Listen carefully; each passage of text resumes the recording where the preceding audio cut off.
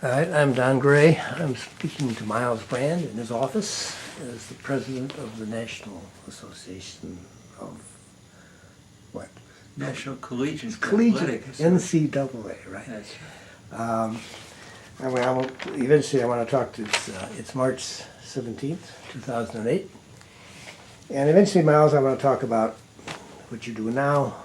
But let's talk first how you got started. Why philosophy? Why the kind of philosophy you decided to do? I grew up in lower middle class, Brooklyn, New York. Neither parent went to college. I don't think my mother finished high school. There were no books in the house. Maybe occasionally a Reader's Digest condensed book found its way in. But very early on, around the 5th or 6th grade, I found the library, the community library. You found it yourself? Found it myself in Brooklyn. And this is true, Don, walking through the stacks just gave me tingling feelings. I wanted to read everything I could touch. I still feel that way. I mean, I'm a little more digitally literate now, but there's nothing that substitutes for me in walking through stacks of libraries and amongst the books.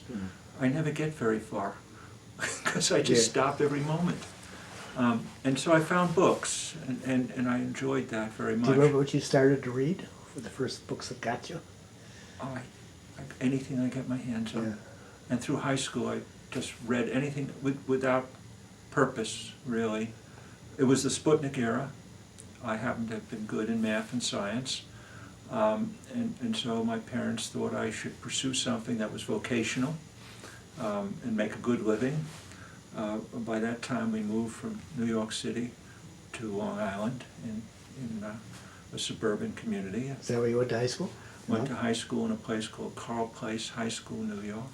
I was bussed in because now it's very urbanized out in Nassau County, but when we lived there it was rather rural, so we were bussed in. And I read a lot in high school, hated every minute of high school, couldn't wait to get out of it. The only thing I enjoyed about high school actually was playing sports. What'd you play? I played basketball and I ran track. And that was the bonding to the school, but I did well in high school, but I didn't like it there at all and couldn't wait to get to college. You were bored? I was terribly bored.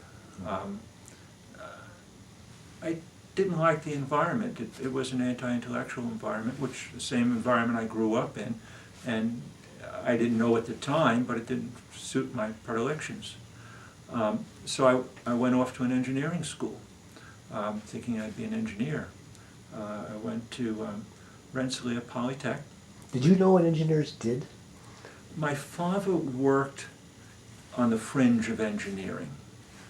And so in high school, actually, I had part-time jobs during the summer in what they used to call job shops, which was doing drafting and minor engineering. And it seemed all right. I didn't know what the alternatives were. I thought that's where I was headed. So I went off to become a mechanical engineer. And What year was this? I went to college in 1960. 60. Went to college in 1960 and I had a crew cut. I think they called it a flat top at the time. And I went off to college to be a mechanical engineer. It didn't take that long. Did you wear your slide rule in your belt? I didn't, but I did carry it all around. I do still have my slide rule. I was very proud of my facility with a slide rule at the time. I remember one summer, I think it was after my freshman year, I was working in one of these engineering corporations, job shop, and I had to design a device. This was the beginning of the data processing era. And so when people would punch in their punch card at the beginning of the workday, and then this whole device was designed at the end of the week, the check would automatically come out. So they eliminated the people who actually added it up, the accountants who added it up. So you put in these punch cards. Now my job for 3 months was to design the mechanism to make the card pop back out after it's pushed in. And it was at that point I realized I don't really want to do this. Were you successful? Oh yeah, I got it to pop. You got it. I mean, but now remember, this is all on paper. We didn't actually design anything physically. So, but yeah, it eventually was built. The prototype was built and it worked. I felt good about that, and I had to do all the gear work and all that. And I said, no way, this is not. After 1 year. 1 year, right, that was it. And so by the end of my sophomore year, having spent my sophomore year completely not knowing what I wanted to do, I had no one to turn to, no one to help. But I started to take a couple courses with a faculty member there who was at an engineering school who taught philosophy. And I found, and I looked at my shelf of books, and I found the majority of my books were philosophy books. And I gravitated towards that without even thinking about it. Those are the sorts of things. And with no advice. No advice direction. whatsoever. No direction, no advice. I mean, the only advices I had in college was you should take. Actually, I didn't have a elective until the second half of my sophomore year. There was only one elective. I mean, this was a boot camp. And so I found a teacher. What was his name? Robert Whalen. I remember very clearly. How do you spell it? W-H-A-L-E-N. And Robert Whalen. And I remember very clearly. And he would come into class, and the first classes I took a history of philosophy. And today he would be Plato, and tomorrow he would be Aristotle, and the next day he'd be the Stoics. And he'd argue with you about how this was the right, and you were convinced that was right until the next day, and it would be something different. And I just loved it. I couldn't stop. And as luck would have it too, there were about a half a dozen other students in an engineering school who figured out that philosophy was of their interest, and we would argue into the night. And it was just the right thing for me, and I very much enjoyed school after that. So it was the ideas that got you, and not so much the analytic processes. I mean, given what I know about analytic philosophy, it seems to be so that a mathematical background would be a great advantage. It was a actually I graduated with a Bachelor of Science in Philosophy because they didn't do anything else. Yeah. And as I said, I had a handful of electives, so it was basically a math and physics degree. Yeah. And I enjoyed math and physics. Maybe I should have become a mathematician. I mean, I could have been headed in that direction. And I mean, I always thought that, if I had to pick a different major, it would have been math. So I always enjoyed that type of work. But you like to argue about ideas. I liked the ideas. Yeah. I liked the content. It isn't just the pure structure, which is mathematics. It was the content. And I gravitated towards the more technical and analytic side of philosophy. So it was kind of a mixing then of using and enjoying the skills, the mathematical skills, along with the content. So that was just a great joy. And then starting about the second half of the sophomore year, I really enjoyed college. It was a teacher that did it, and a faculty member. I remember, though, going home to tell my parents I finally found something I liked. And I said, it's philosophy. They said, psychology? I said, no, philosophy. And so we went around on that a few times, and I don't joke, they put me in a room with a bright light, and they said, you can't earn a living like that. And that actually, for a 19-year-old, scared me a bit, but I just loved it so much I couldn't do anything else. I spoke to people about becoming a faculty member. What else do you do with philosophy? I just wanted to be in that set of ideas, those abstract ideas, and that's all I wanted. I was concerned about anti-Semitism because at the time I was told in the academy that I wouldn't have a real opportunity. That turned out not to be true, fortunately, but at the time I didn't know that. I think at the time it was. At the time it was, and Yeah. maybe I just sort of slipped in when times were changing. Trying to go from an engineering degree program to a PhD in philosophy wasn't the easiest thing to do, but I did wind up at the University of Rochester. I had a few choices, wound up at the University of Rochester, which was a good school. I wouldn't say, you know, one of the premier schools, but a good school. One of the things I developed in college in the engineering school, and in retrospect, I never was sorry that I went there, because I did learn a lot of content about science and math, and that put me in good stead. I also learned the value of hard intellectual work. And so when I went to graduate school, not having had more than a handful of courses, I just worked very hard and got my PhD in 2.5 years, and probably would have got it more quickly if I didn't have to wait till June. So I just worked very quickly. I'm not sure that was a good idea in retrospect, but by then I was tired of school and I wanted to get out. Given all the math and physics, how come you didn't go towards philosophy of science? I didn't start in philosophy of science, but I went towards analytic philosophy and analytic metaphysics, which is kind of borderline between foundations of math and things about the world. I didn't particularly want to do physics anymore. I really wanted to look at, I actually looked at beginning of human behavior, human action. Again, when I got to graduate school in Rochester, I met a couple of faculty members who were very influential.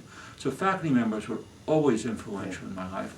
I once, while I was in college, I switched into architecture one summer, finding out I couldn't draw, which was a big detriment to becoming an architect. But I was just looking for anything. But if it wasn't for this one faculty member, I don't think I would have found my true love. So faculty members became very important people in my lives.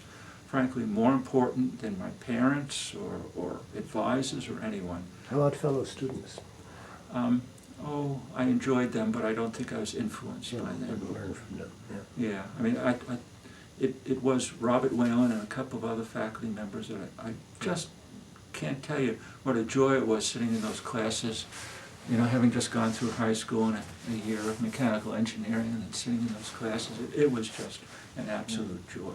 Did he stay at Rensselaer, Whalen? He did. Eventually died of emphysema from smoking. Went off to Greece in his last years to be on a Greek island. Good for him. Good for him. He really loved ancient philosophy. I remember when I was in graduate school, I was finishing up, and I had a paper, you know, that you read for your jobs, and so I went back to my undergraduate institution to try it, and I read it to the faculty members and students there, and I shook my head when I left there. I said, boy, he doesn't know anything about contemporary philosophy. And, you know, it took me another few years to realize how smart he really was. It was sort of the Mark Twain story, you know.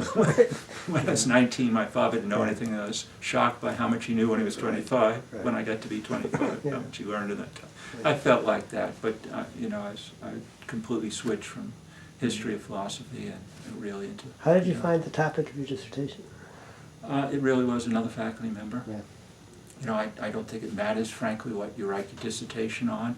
It's just learning how to be a professional in that field. And a man named Richard Taylor, who was also deceased at this time, fine philosopher, found his way to Rochester from Columbia, and was a very senior member of the department at the time. And then I got to know some of the junior members of that department, who were still one of my best friends, actually. A good friend of mine, Keith Lair at University of Arizona now, was beginning assistant professor at Rochester when I was there, and so it was just an exciting time for me. Yeah, always is. Did your dissertation pretty much track your work after that in philosophy? Yeah, it really did. It was a point of departure for a while, and I was fortunate enough to get my first job at a place called Pittsburgh, University of Pittsburgh, which was at that time the #1 philosophy department. So it was, again, very exciting for me. And in a way, that first job was continued a learning experience, because right now I had some of the most distinguished American philosophers on the staff there. And I got to spend a lot of time with them. Susan's son-in-law teaches philosophy. Oh, really? We were just there last week. It's Yeah. still a good department. Yeah, he's very, I shouldn't take time, but he was really unhappy because 4 of his best friends are leaving all at once. Oh, really? And when that happens to a small department, I mean, that is just devastating. When I was there, it wasn't that small. It was almost 25, 30 people. Yeah, It was you know, I huge. come from English. So. Oh. For a philosophy department, that's huge. That's like Romania. But Okay, were you teaching when you were in graduate school? yes, I taught for 1 year, and the others I was on fellowship. They may help you.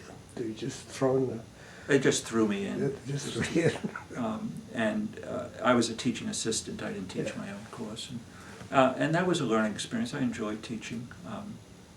Mostly, I enjoyed the ideas and writing about it. I enjoyed the research at that point more than teaching.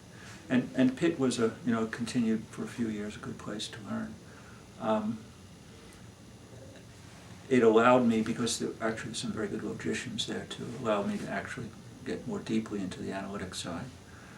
And philosophy has changed over the years. It's become more eclectic and much more broad-based, but at least in the 60s and early 70s, it was very analytically oriented. That was by far the dominant approach. Yeah. And so that just suited my interests and my abilities, so it worked out very well for me. How about your first teaching when it was your class and this was going to be your job? Oh, I worked hard at it. I saw it as I saw it as a whole. I didn't consider myself a teacher. I considered myself a philosopher, which is teaching and writing philosophy and trying to integrate them into it. One of the advantages of being at Pitt for that first job was they were superb graduate students, and I enjoyed teaching graduate students. Of course, they were older than I was at the time, but I still enjoyed teaching them. That's the hardest teaching work I ever did with smart graduate students. And the reason is because they don't know anything. I mean, what you want to do is say, here are the ideas I'm working on, these are the new ideas, but they're not up to that.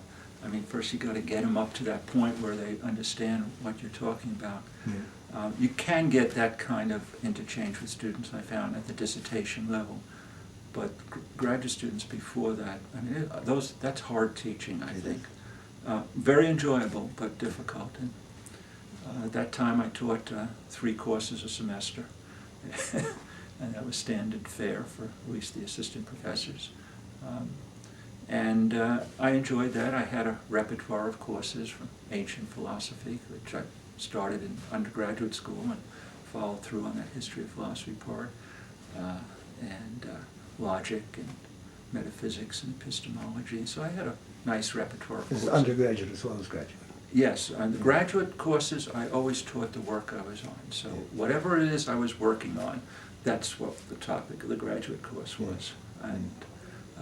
And I always used the graduate students to try out ideas and usually get a paper or 2 out of it, then you go around and read it. When did you write your book? I had a couple of, at the time, most philosophers didn't write books. They wrote articles and they put them together in books. I didn't write a cover-to-cover book until I think it was in the mid-70s. So when I started teaching in the late 60s, I wrote a bunch of papers, edited a few volumes, and put some articles out in those volumes. But I didn't write a full book cover-to-cover until late 70s, actually. So it was about 10 years. Where were you then? I was at Pitt for 4 or 5 years, and then something funny happened. They needed someone to do some administrative work. Okay. I was going to get to that. Well, I wound up as the assistant department head, as an assistant professor at Pitt, and I spent some time doing that, which I half enjoyed, and this was a theme in my growing theme in my life that came on pretty early. That I was pretty good at the administrative side. I really enjoyed the intellectual, philosophical side, and I was always torn. So I was at Pitt for a while, and the University of Illinois Chicago, which at the time was another top 10 philosophy department, was looking for a department chairman. And I had some friends, but I made a good group of intellectual buddies in philosophy, and some of them were at what we called then Chicago Circle.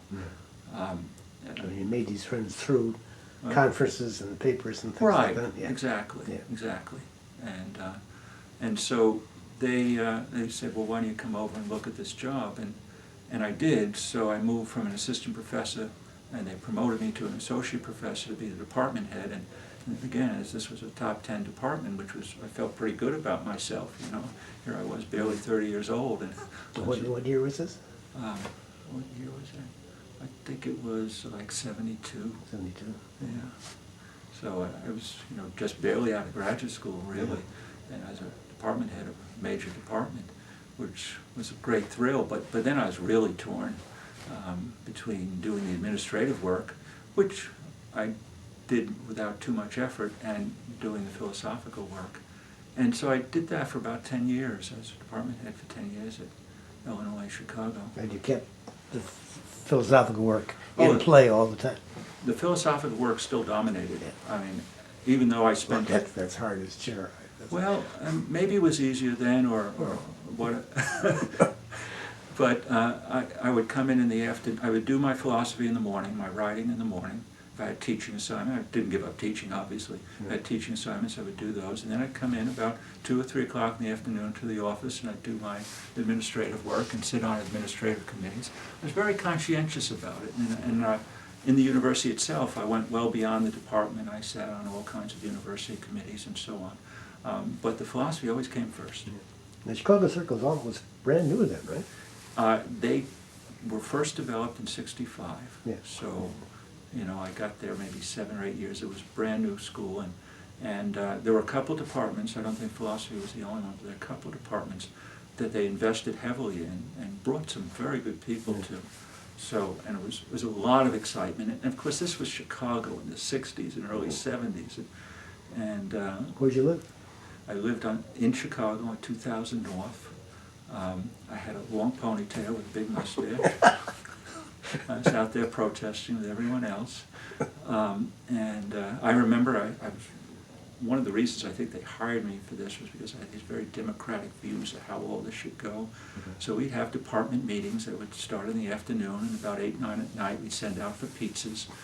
Everyone had a vote, you know, even the secretaries had a vote, and we voted on everything, and it suited the times, and it suited the people in the department, and they were all young like me, and so it was really a lot of fun. I enjoyed it, but philosophy was always dead center, and the administrative work kept me busy, and I, at that time, as I mentioned before, I had this ethos and still have this ethos of hard work, so I was getting everything done and quite satisfactory, but it was always philosophy that counted.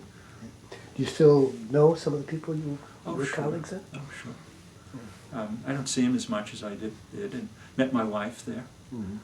She was I guess I could say this amongst friends, she was a graduate student at the time. That was okay then. Very good. And she actually took a master's degree in art, painting and printmaking at Madison, and then didn't like just being a full-time artist, so she went back to, after a few years, went back to graduate school, and so she was an older student and just struggling with philosophy and aesthetics, and so we met there, and it was nice living in Chicago for 10 years. Yeah, that's where I grew up. Well, one of the questions was, I remember once you asked me this, the point at which you take a turn from a normal academic career into administration. And I suppose in your case, it's when the balance shifted. Right. And when was that, and why was that? Yeah, that's an important question in my life. There are turning points in one's life, and that was it. I was very pleased writing my philosophy, and I was having some success with it, but it was an intellectual joy, you know, as I mentioned. I never would have dreamed I could have enjoyed it as much when I was younger, before college, but I was doing well. And In fact, it was the assistant professor I had mentioned while I was at Rochester, was now at the University of Arizona. And so he said, well, why don't you come over and be the chair there? And we did. We, 10 years is a long time to be in one place, at least for me. And so we went to Arizona, which was great fun. And we bought a little ranch about 70 miles out of town, and we had horses. And I played cowboy for a while, and it was great fun. And then all of a sudden, after about 2 years or so being there, the dean was removed, stepped down, or I don't know what happened, I don't recall. But there was an opening for the deanship, and the provost said, since I was department head now in the philosophy department in Arizona, well, why don't you just be interim dean for a little bit till we find a new dean? And I remember coming home and telling Peg, I said, they asked me to be interim dean, and she said, don't do this. She said, you're going down a bad path. Don't do this. And of course she was right, but fact is, I did do it. I presume by this time you had done a lot of university stuff. Oh, yeah. Committees. Oh, yeah. Right. Yeah. No, I was on lots of committees and Yeah. things like that. Yeah. I read more P&T papers than anyone should ever have to read in their lifetime. All that stuff. And so they asked me to be interim dean of the College of Social and Behavioral Sciences. And I said, well, it's only till they find a dean, 6 months. Well, the dean search wasn't successful. And so the provost said, well, you're doing a pretty good job as interim. Why don't you do that? And so I went home and told Peg, and Peg said, don't do that. Don't go down that path. Fact of the matter is I did go down that path, and that was the turning point. And did she ever say, I told you so? No. She's nicer than that. She's nice. Although it kind of wrecked her academic career. Yeah. I mean, it's really tough on her, and so I really appreciate what she's put into this as well. But so then I was dean, and there were 4 arts and sciences colleges with a coordinating dean, so I served as dean of the coordinating colleges as well as dean of social and behavioral sciences. I started a new program at that time. It was new, called cognitive science. So I was the founder of that while I was at Arizona. And I was doing work on the borderline between philosophy and cognitive science. Like, what was cognitive science then? Then it was a brand new field. It was really trying to figure out what, mostly from a artificial intelligence point of view and cognitive psychology point of view, you can make of the mind. So I've been doing work on the nature of human action, and I had focused in on questions about what's going on in your head when you try and act. I mean, what's the difference between, in terms of Wittgenstein's comments, if you see my arm going up, how can you tell the difference between my arms going up because of a nervous twitch and my raising my arm? What is special about human action, and in particular what goes on in your head? So I've done a lot of work what might be called folk psychology, namely talking about intention, desire, belief, goals and plans and rational behavior. So I've done all that, and I was beginning to look at it, and I said, well, I understand what the common sense folk psychological perspective is. How do I now make sense of that in terms of the science of it? And in particular, cognitive psychology was a growing field then.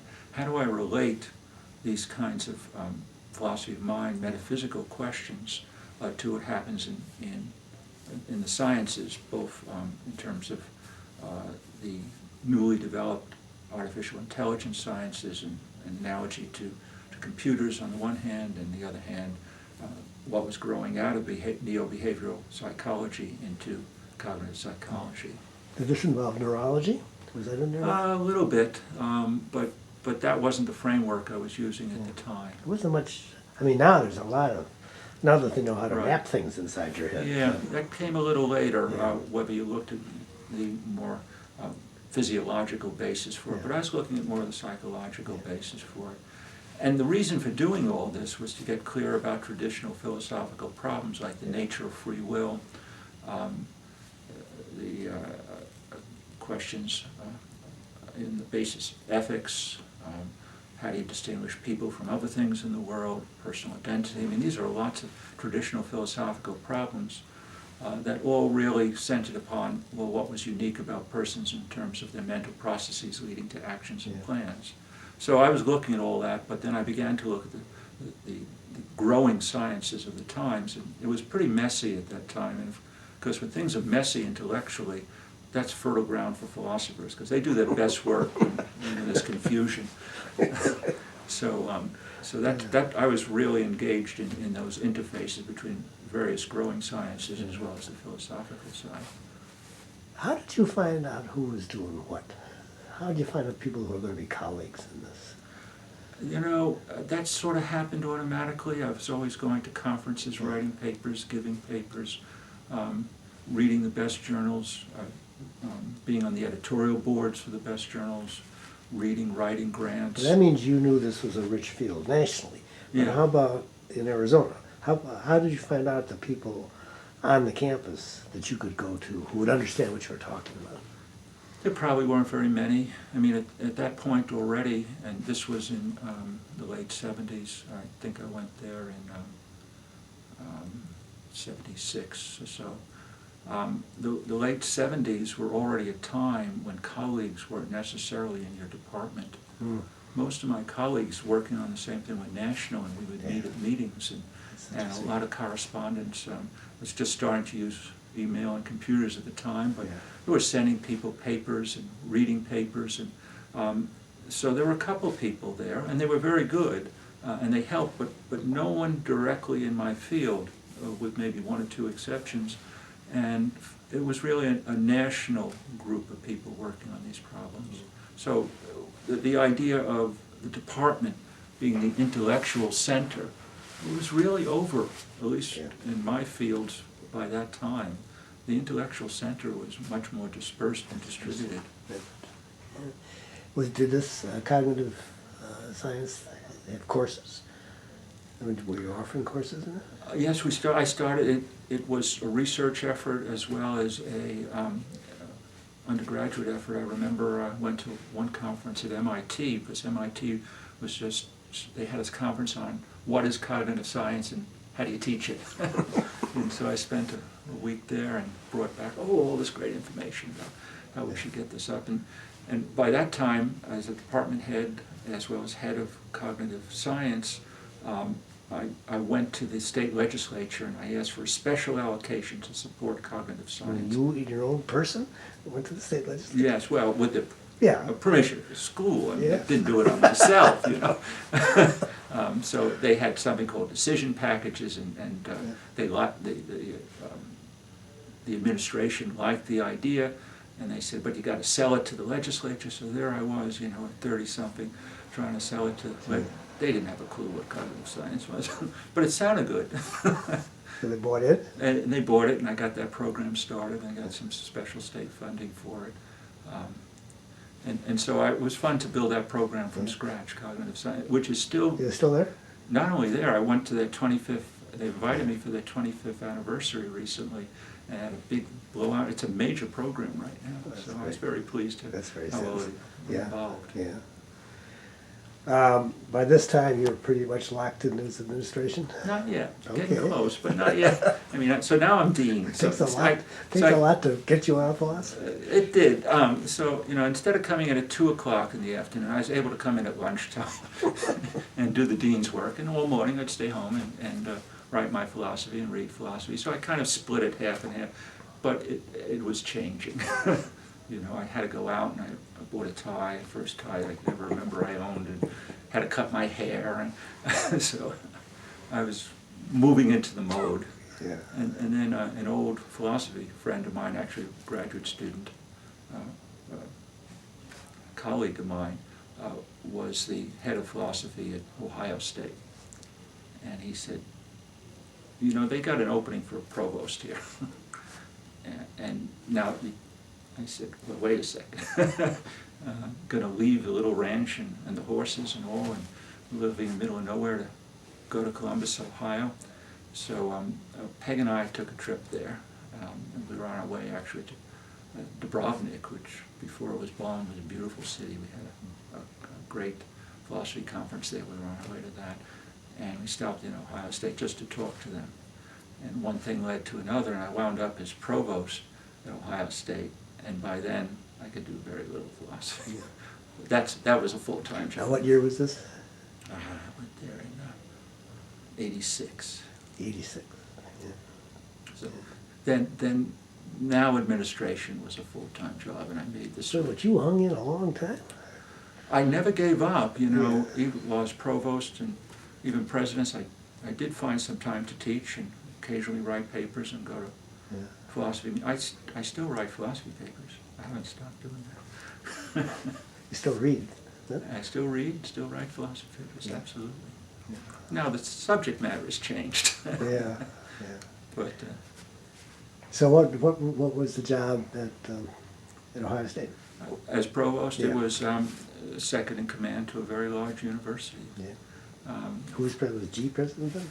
No, it was before Gee. It was Jennings, Ed Jennings, Mm. who was a very charismatic figure. Ed, unfortunately, a wonderful, wonderful man at the time in his life, had a drinking problem.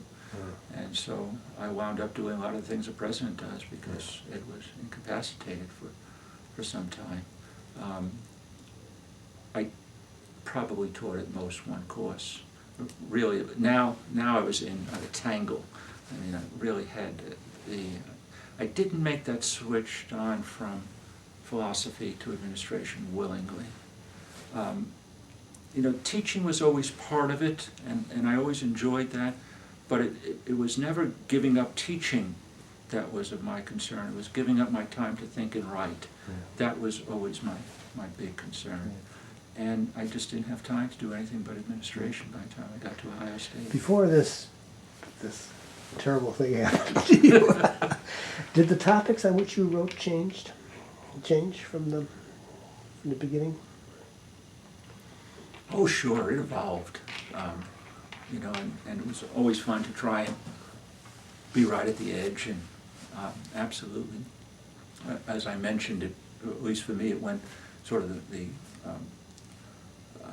union of cognitive science and philosophy, and that's where I found my way, philosophy of mind, and that turned out to be nationally a very hot area, and I mean I tended to, I'm not sure how much I contributed as opposed to gravitated towards these changing positions, but even though we're dealing with perennial problems in philosophy, the methodology, the approach changes dramatically. And so, at least the time when I was full-time philosopher or working on it a great deal, I tended to stay on that forefront, and that was the excitement of it. Yeah. I mean, it really was breaking ground. You know, I would sit in a leather chair with a yellow pad and make things up. I mean, that's philosophy. You know, I just invent things. That was the joy of it. You just write it down, and you know, and while I didn't, at that point, I didn't want to read too much because I really wanted it to be my own ideas. So I read enough. I certainly knew what was going on, and I continued reading the best journals, but I didn't read the secondary and tertiary journals because I felt that my time was better spent trying to invent this stuff than read about it. So that was the fun of it. How does the topic shape itself in your head? I mean, when do you decide I ought to say something about X? Where does that come from? Yeah, you know, one of my favorite philosophers is Bertrand Russell, who I think is a wonderful intellectual. And Bertrand Russell, first of all, was extraordinarily acute mathematically. He wrote Principia Mathematica, which is one of the great works of mathematics and logic, along with Alfred North Whitehead at the turn of the 20th century. So he was very acute, but he was an enthusiast too. And so what he would do is he'd have a certain perspective, and then he would just follow it to its end. I kind of wrote philosophy backwards, try to figure out what was the best answer to this set of issues, and then how do I get there? But because of the analytic training and predilections, I always try to figure out how to get there in detail. So it wasn't the easiest philosophy to read. it wasn't cultural philosophy. You could have taken my articles and literally outlined them in symbolic logic. I mean, in fact, often I wrote first in symbolic logic and then translated it into English. Mm-hmm. So, but I was trying to figure out, how do I get there, and what are the costs to get there? I mean, what positions do I have to defend, and why, to get to that end state? And philosophically, what does that cost me?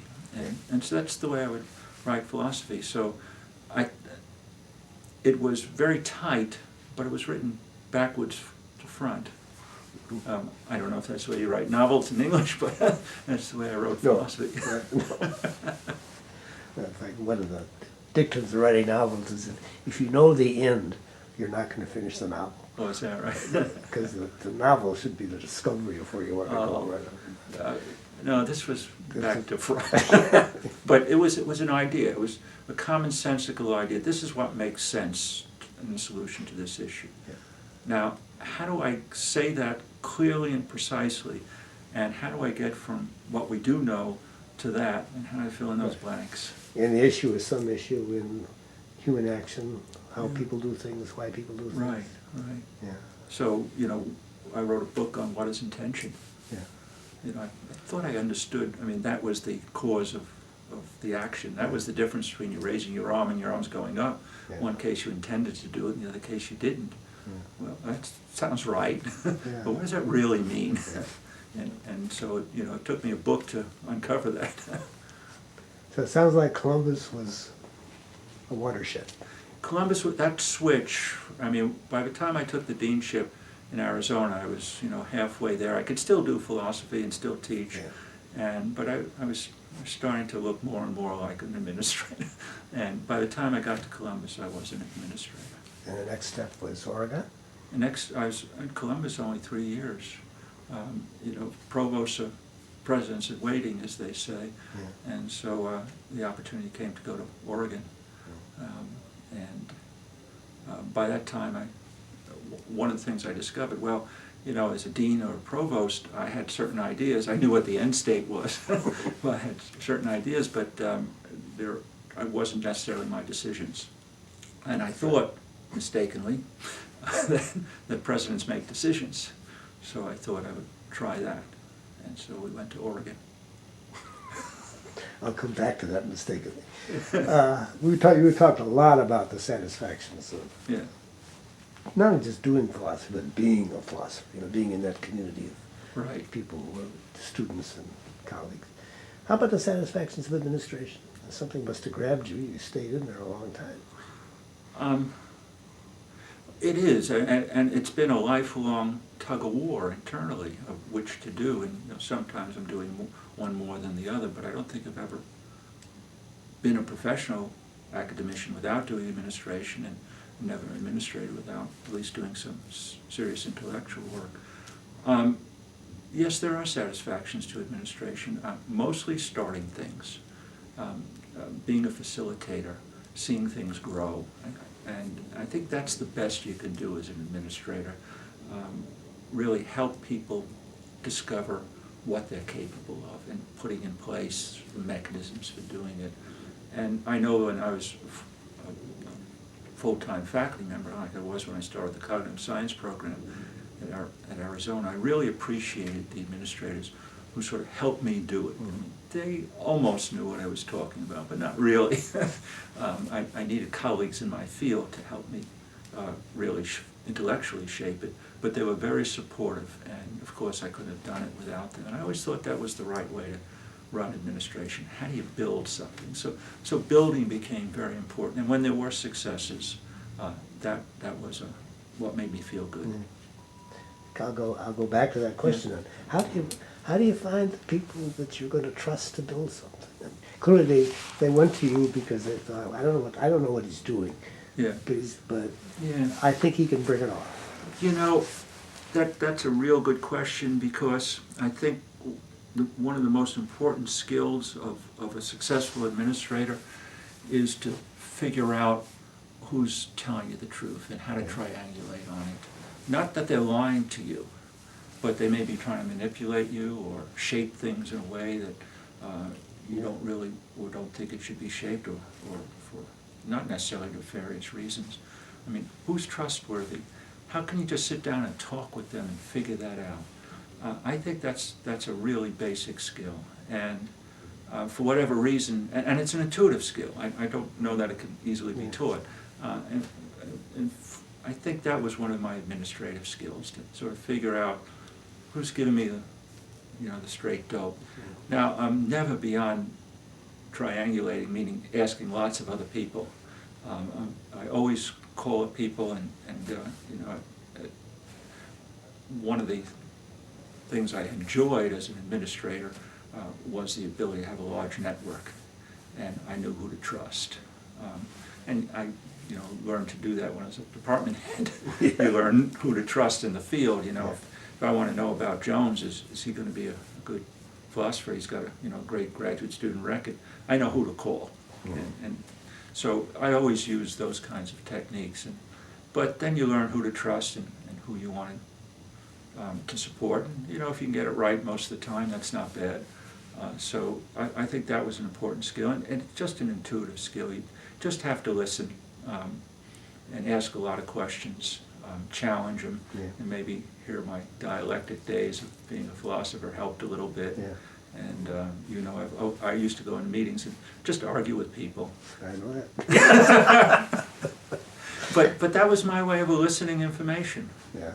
And it's not that I had the answer, or I wanted to convince them of anything. I wanted to see how well they could defend what they had in mind. Yeah. When you're up that high, provost, president, is stuff coming to you that you're making decisions that this looks like I should back, this doesn't look so hot, or can you initiate something and try to find people to work it out? Yeah, it's both. Is it? It's both. I mean, you might find someone who really had a good idea, but really wasn't developed enough. So you might remember at Indiana, we used to have those, I think it was Thursday evening dinners. Mm-hmm. And those were very productive for me. And I remember early on, the first couple of years, we'd have those dinners. Gary, what was his name in chemistry? Oh, it'll come to me, yeah. Yeah. Anyway, this idea came up that we're not going to have engineering in Indiana, but what we need is applied science. And that emerged in one of those discussions. Everyone had a particular specific image. Yeah. I didn't get attracted to any of the particulars they had, but the general idea that was an element missing at Indiana became apparent. And so I just went to a lot of people and raised the question, well, what does this mean to you? And I think over a period of 1.5 or 2 years, finally this idea of informatics emerged, and there were a couple of committees of good faculty members, first-class faculty members, working on it. But I think that emerged actually from those dinner conversations that I used to invite 24 people over the house and just ask them questions. But that was it was a productive idea. I didn't think anyone had it right at the beginning, but there was something there. So as an administrator, I saw my job as, how do you flush that out and figure out where it might go? Is that how informatics started? Excuse me? Informatics? Was that That's the way it started. Same thing? Yeah. No, that was the way. Oh, that wasn't. So That was applied it. science became informatics. Applied science became informatics. Ah, yeah. So it was applied science. It wasn't engineering. It had something to do with IT, information technology. Yeah. I didn't know what. I mean, that was our opportunity.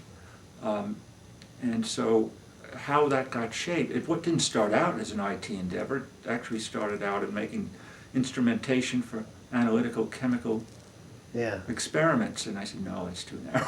That won't do it. But it emerged in a different way. And there were some good cognitive scientists at Indiana, although this isn't cognitive science.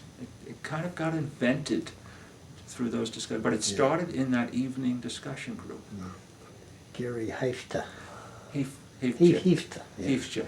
Yeah. That's right. That's who it was. And it was, he made the case well, that this is what we really needed, applied science. Yeah. Although I thought his initial idea was a little narrow, but it was the right approach. And so we just invented it. That's a very interesting trajectory. Yeah. How about it? Did anything like that happen in Oregon? Oregon was interesting. I remember calling up a friend of mine, Bob Bordeaux at the time, who wasn't a philosopher, but he had been, I had met him as a dean, and when he had then been, I think, provost at Urbana and chancellor at Austin and Berkeley, and is now, in fact, the AAU president. But I remember calling Bob when he was provost at Urbana, because he had been the Dean of Arts and Sciences at Oregon. I said, well, how is it out there? And he said, you know, financially it's pretty tight out there. And I was at Ohio State at the time, and I listened carefully. I didn't understand what he said, apparently, because I thought, well, you know, we're still struggling a little for money in Ohio State, and I thought it was just a little tighter than Ohio. I didn't get it. So we went out to beautiful Eugene, Oregon, wonderful place to live, and the money was really tight. And then they passed what was called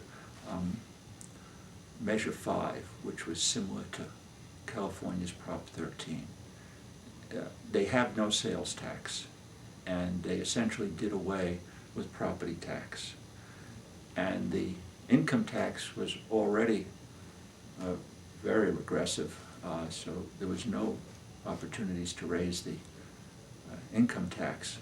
And I was there about 2 years, and we lost 75% of our state funding within the next couple of years after that. I had a sign on my door, a poster of a disheveled cowboy with a free day growth and a torn bandana, and said, there's some things they didn't tell me when I signed on to this outfit. It was absolutely devastating. I had to fire 1,000 people. I closed down all the PhD programs in the School of Education but one.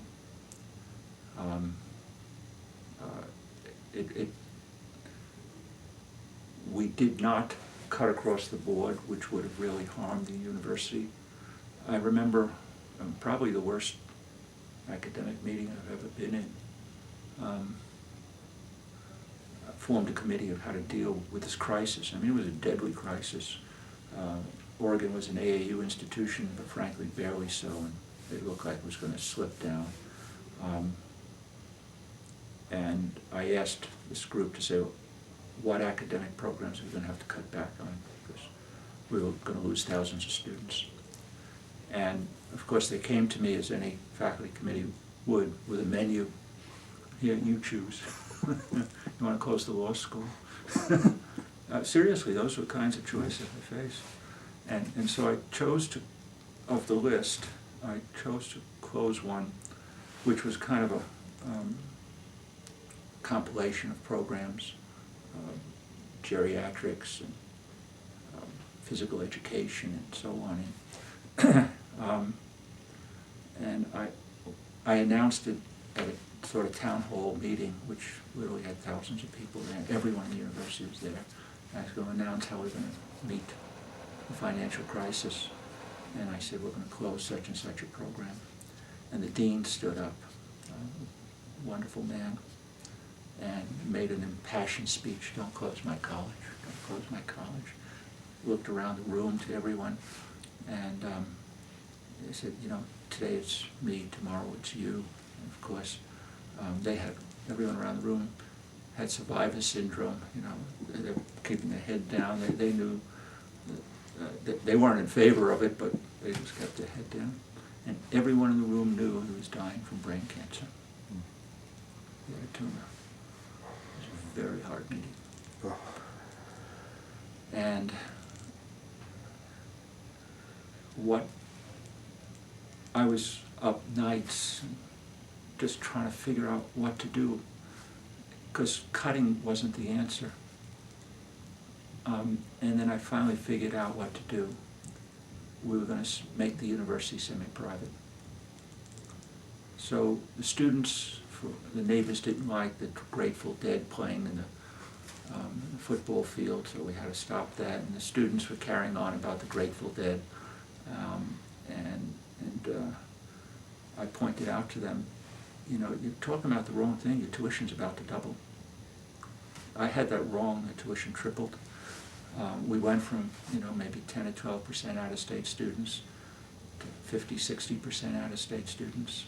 I went down to talk to the president of the University of California to become part of the University of California system. Students were wearing T-shirts at the University of California, Eugene, Oregon on campus. Lots of international students from Asia. Tuition skyrocketed. By the time I left, we got back our 2,000 students. The quality of the institution had appreciably increased.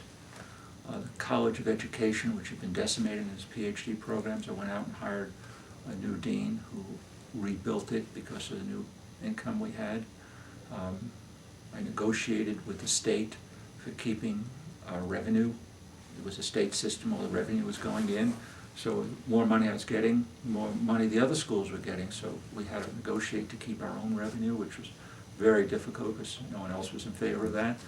I tried going to the state and said, privatize us, you know. We were down to under 10% of the total amount of money that came into the campus was from the state. I said, you can keep it all, just get us out from under these restrictions. We went some of the ways there, not all the way there. But by the time I left, after 5 years there, it was frankly a stronger institution academically, but it went through a horrendous time, and that was the most difficult time, the most difficult time I ever had as an administrator. And what happens as president is you live the university. You are the university. I mean, the hits that campus was taking, I took personally. It wasn't happening to them. It was happening to us. And I never fired or even threatened to fire a tenured faculty member. Never even entertained fiscal escutcheon. Never entertained it because I would never broach tenure, having been a faculty member and still considered myself a faculty member then. So that was the toughest time. Did being a philosopher help? Maybe in thinking through things, but not really. Mm-hmm. Not really. But we got about a minute left in this tape. But looking back, you have a lot of satisfaction. I'm pleased where we wound up. That you got out of it, yeah. But the path was terrible. It was terrible. I feel good that we did it, but when I was finished, when we got the university to where it was, I had to get out of town. Yeah. So I did as much as I could for that institution. Yeah. Okay, let's stop this. I want to talk about what you're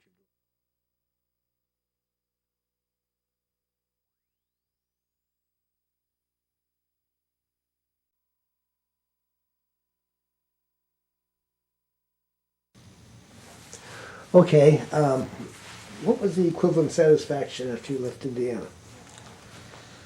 When I left Indiana. When you got at the presidency of Indiana, what did you look back on and say, yeah, I'm glad I was there, I'm glad I got that done? I was really pleased about starting some programs. One of the main ones, as we talked about before, was informatics, but there were others. I think the transition of the medical school and hospitals into something that's viable, frankly, it was greatly at risk when I got there. I know. People in Bloomington don't know that. That was a major effort. Yeah, I know that because I was working for you then. Right. But it's like it happened in a foreign country down there. That was I think a major effort.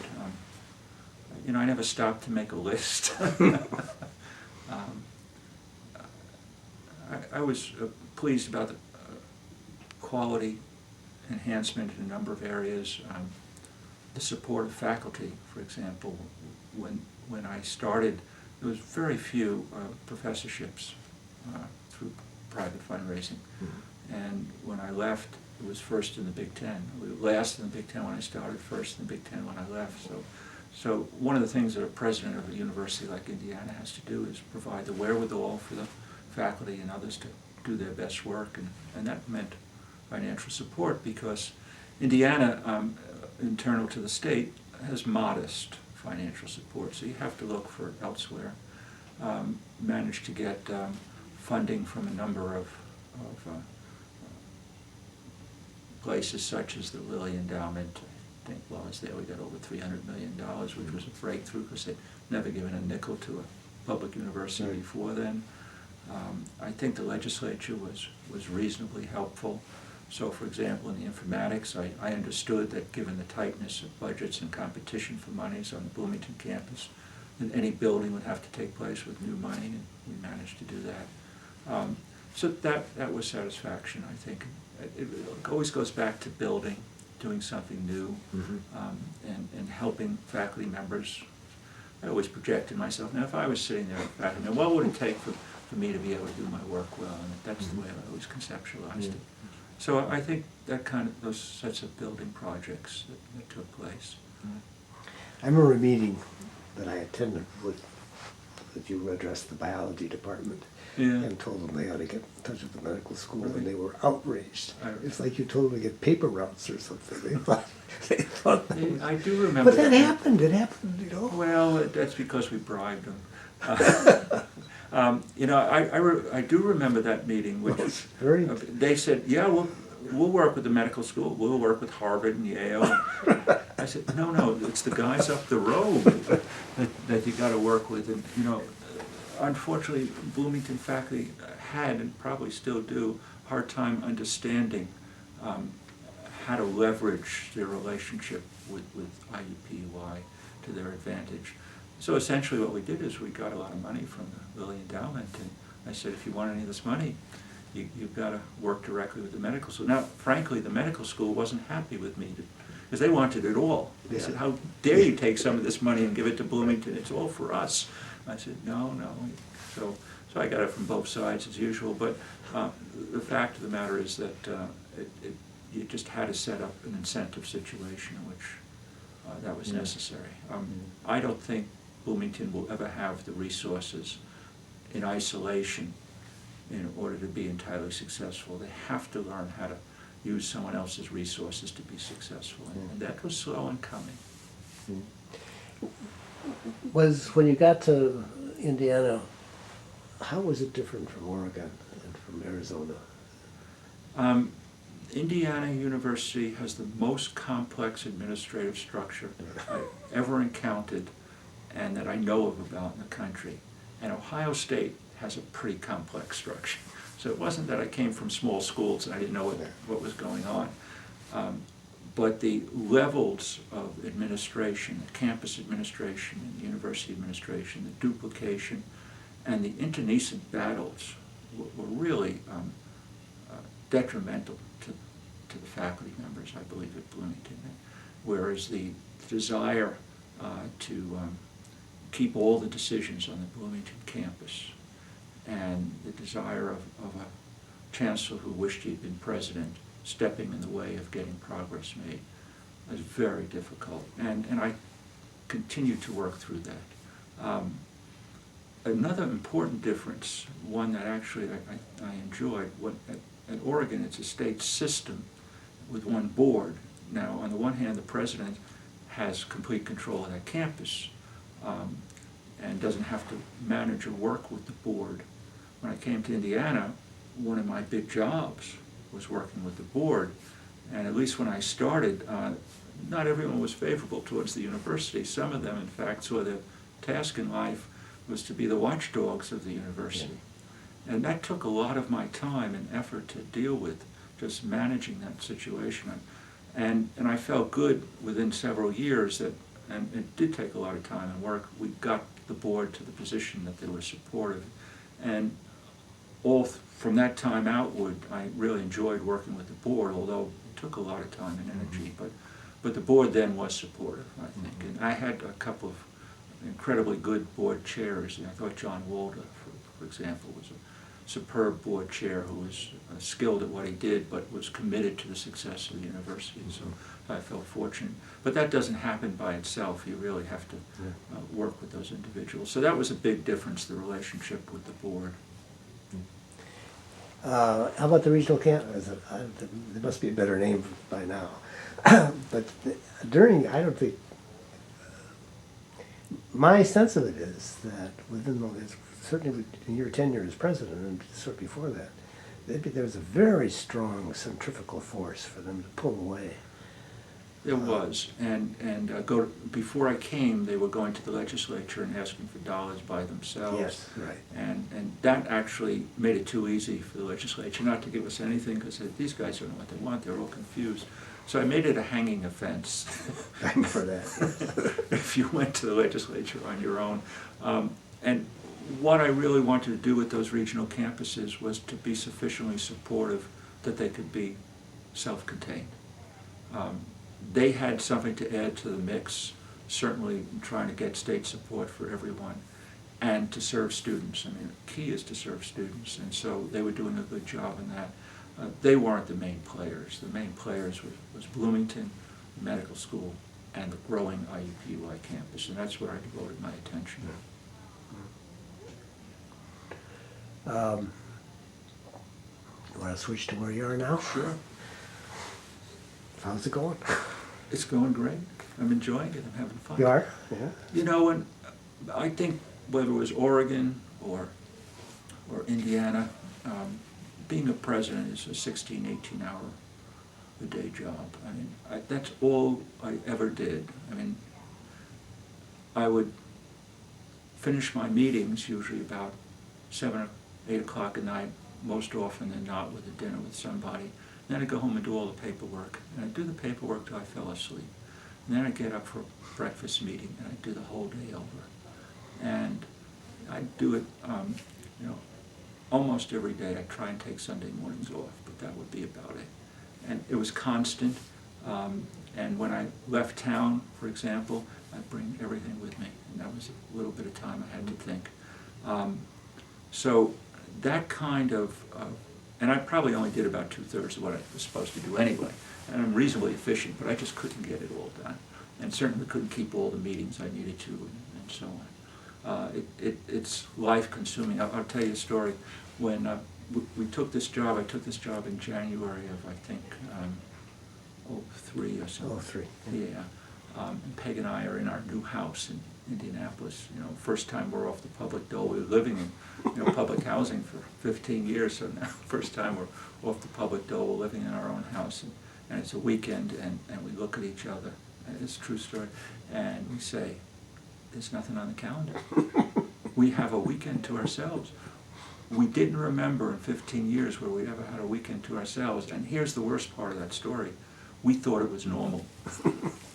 We had so embraced that life, we didn't realize that there was another way to live your life. That's not true of this job. So the cultivation isn't there. We don't take any federal or state money. We don't raise funds.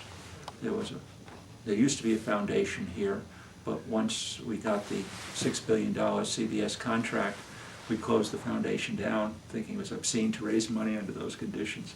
We get 95% of all the revenue that's come in, almost all of it from the men's basketball tournament. We distribute it. I take 4 or 5% off the top to run this 400-person office, which compared to Indiana University is not such a big job. Run this 400-person office to oversee athletics nationally, and we redistribute 95%. To the schools. Yeah, almost all goes out to the schools. So there's not much that stays here, and because the contract is in place to 2013, I don't have to renegotiate a new contract. We probably will. These contracts have a way of ending sooner, but fact of the matter is it's a steady stream, and there's not cultivation involved. So I can really address issues and problems and new endeavors and try and build new things. And the reason I was hired was very clear. I mean, I'm the first university president in this position. My old buddies, the university presidents, wanted someone to come in and take over the academic side of the issue. You know, you may remember I had an opportunity to speak to the National Press Club about academic reform in athletics, and that speech apparently got a few people's attention. So they said, "You want to do this?" And gee, life's an adventure. That seems like a good thing to do. I was probably going to finish up the Indiana job in a few years anyway. So the choice was, well, do I become another president? 15 years is a long time. I'm not sure I want to do that anymore. Or do I want to go back to teaching and research, which was very attractive. That was the struggle. Do I now go back to the earlier part of my life, which, I mean, that was a very strong pull. I really wanted to do that. That would have been possible? Yeah, you know, philosophy doesn't change. I don't think it would have taken me a few months to get up to speed. I mean, I can't say I would have walked right into it, but it was clearly doable. If you're a scientist, it's very hard to do. But I had been continuing to read and teach, so I wasn't that far behind. But I would have needed to take some time off and catch up. But that, I was looking forward to that. Actually, it was already in my head, thinking about what journals I had to catch up on, what books I wanted to read, which was very exciting. But then this came along, and it seemed to me that this would be a nice thing to do, and also put in practice some of these ideas I had. Yeah, well, how about that? Have the ideas been put in practice? Oh yeah, we've seen major academic reform, and the graduation rate and the academic achievement of the student athletes has steadily increased. We put in place metrics to measure it. We hold people accountable. So it used to be, for example, that students were always held accountable. If you didn't do well academically, you'd lose your eligibility, you couldn't play. We said, no, the unit of analysis really needs to be the team. So now we hold teams and coaches accountable. And if your team isn't doing well academically, we will penalize you by taking away the coin of the realm, which is scholarships. So if you don't do well academically as a team, we start taking away scholarships. We've been doing that for several years. And all of a sudden, between the bad publicity and the inability to recruit, 50% of college athletics is recruiting. So the inability to recruit because you don't have scholarships and all the bad publicity that comes with it, all of a sudden the coaches, well, we've got to do better. And the ADs understand it, the presidents understand it. So this must affect recruiting too. Dramatically they recruit so. People who could... But more importantly, it affects high school. Because if you want to play college ball, you're not going to get a scholarship unless you can succeed academically. We've changed. Now, I don't want to say the job's done, but we've changed it. There's still some recalcitrant problems out there. So if we don't get your attention with taking away scholarships, starting next year, we're going to keep you out of postseason play. Now, what coach doesn't want to have the ability to go to a national championship like the men's Final Four basketball? He won't have his job long. And if we still don't get your attention, I don't think there'll be anyone left standing at that point, but if we still don't get your attention, we're going to decertify the team, which means that They can't play in conferences. they can't play any sports, and no team in that school can go to postseason play. And the one thing that the NCAA controls is postseason play. I mean, that's devastating to the school. So never before have there been sanctions attached to academic poor performance. It's changed the entire environment. Now, your constituency at the beginning Yeah. is university presidents and the Right. academic side. Right. How about the coaches? How are they taking this? Better than you might expect. No, I could imagine. I think there are enough good coaches out there who really want to get it done, and if the culture is such that there's no limitations on it, that it doesn't matter how well you do academically, and in order to be competitive, you just got to go for the common lowest denominator, they'll do that.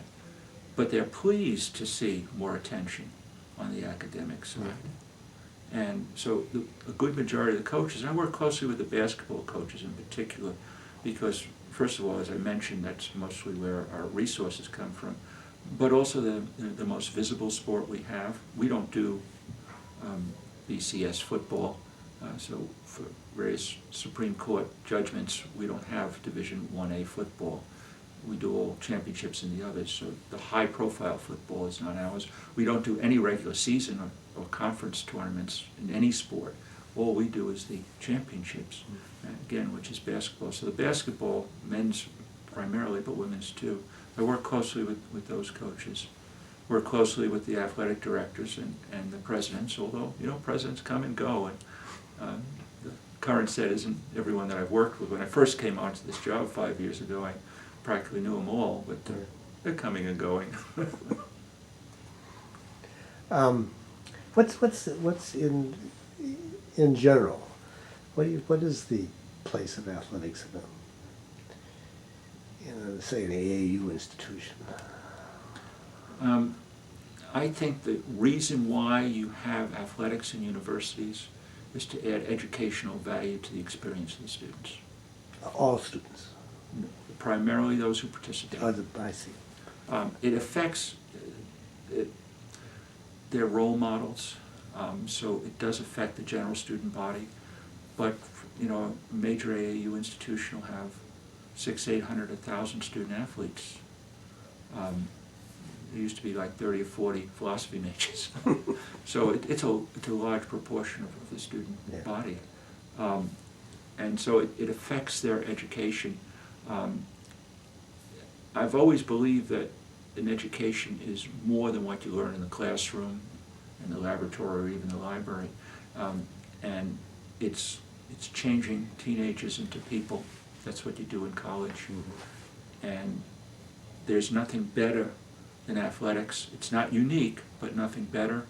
I think being a music student, working on the student newspaper, student government, there are lots of other ways to grow and use the academic learning that takes place. But for athletics, if it's done right, it works well. Now the problem is that in a couple sports, football and men's basketball, it's so much part of our social and cultural phenomena and aspects of our life in this country that it's outgrown that ability to, in those two sports, really just focus on the educational side. So when you're talking about volleyball at IU, for example, those young women are really growing because of that sport. Let me just give you an example. One of the things that is most challenging for graduation is getting past the first semester. Lots of longitudinal studies have shown that if students aren't bonded to the university, if they're alienated in the first semester, the first 6 weeks, the likelihood of the graduating diminishes very rapidly. So you have to bond them to the university. There's very little better bonding than joining a team of people who are working together with a coach on site who talks to you every day. It gives you a ready-made network of friends with common interests. I mean, that's what sports really does. So no one should be surprised that student athletes graduate at a higher rate than the general student body. Mm-hmm. In every demographic area. It's also that feeling that you're learning how to do something. You're learning how to do something. You don't get that in a philosophy course always. That's right. Yeah. That's right. It's a part of experience, and done right and in proportion. It's part of the education you receive as an undergraduate. Doesn't mean it's always done right, and it doesn't mean that sometimes it doesn't get exaggerated, and it certainly doesn't mean that the exogenous forces, the social forces that push on college sports as entertainment and try to assimilate it to professional sports aren't there and have to be fought against. And I don't think rabid idealism or reformism is the answer to this, because you can't get it done. Anyone who thinks you can do away with college sports in this country is whistling in the dark at best. But you can reform it enough, working with the college presidents, to, even in those high-profile cases of basketball and football, make it part of the experience. Yeah. And if there are a handful of young men who go off to be professional athletes, more power to them. I'm not worried about Eric Gordon going to the pros and making multi-million dollars next year. Good for him.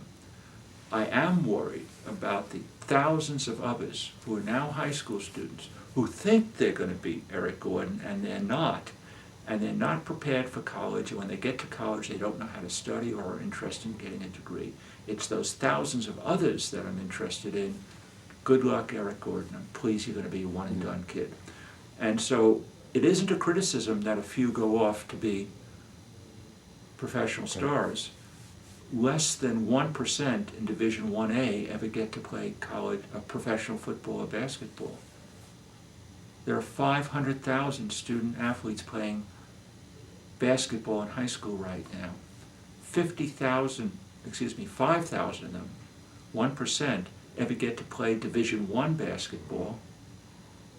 And of those 5,000, 1%, 50 ever get drafted by the NBA, and their chances of playing if you get drafted are less than 1 in 3. So, I mean, the chances of becoming a star is you're better off waiting to get hit by lightning. I want everyone else, in order to play college sports, to be prepared in high school, to go to college and get a college degree. I don't want to spoil your dreams. If you think you could become a professional athlete, good luck to you. But the fact of the matter is you need a plan B. You're going to have to get an education. And that's what I'm after. And I think I'm getting some traction with that, and I think the college coaches and the athletic directors more so, and certainly the presidents are buying into that. And that's what makes this fun. Because I think How about the identity of the university with the state, with alumni, is how athletics creates that bond, fosters that bond. Is that as important as people say it is? Yeah, I think it is. You're not going to support the university? No, I don't think that's it. The major support doesn't come in because of athletics, although more and more so athletics is getting resources. So a place like IU, probably about 10 to 15% of the support that comes to IU goes to athletics. The vast majority of the money doesn't. Yeah. I'm talking about philanthropy. But it is true that we are a sports culture. For better or worse, you can't do away with that. I think it almost makes us unique in the country. The extent and breadth of our interest in sports. Everyone follows soccer in Europe, but they call it football. But the fact of the matter is, it still isn't as prevalent as it is in this country. When the only national newspaper, USA Today, is there as a sports paper and everything else is fluff. It's all about the sports section. When the major networks are ESPN and its affiliates, and it's 24 hours a day sports, and the new media just showing sports, and the problem is we can't give it to the population enough. We have a social phenomenon here that we can't pretend isn't there. I see my job, the NCAA job, is how to bring that back into perspective given the values of higher education. How do you make all that work? How do you convince the main players, the coaches, the athletic directors, parents of the students? How do you convince all those main players that it's really about education? It's not an easy task. I think we're getting traction, but see, that makes me feel that I'm accomplishing something that's important. Yeah. I want others to walk through the library and feel tingles. I want others to relate to faculty members the way I had the opportunity to, and say there's something there for me. This is my life. I'm better for it, and I feel good about myself, because if I can get that done, then, not for everybody, I can't get it done for everybody, but if I can get it done more so than in the past and influence the lives of young people, I'm doing the right thing. You brought it very neatly back to where it started, walking through the library. I got 2 questions I ask everybody. One is, would you do it again? Life's an adventure. Whenever I go home and say that, Peg would start packing a bag. Guess we're off somewhere. We're off somewhere.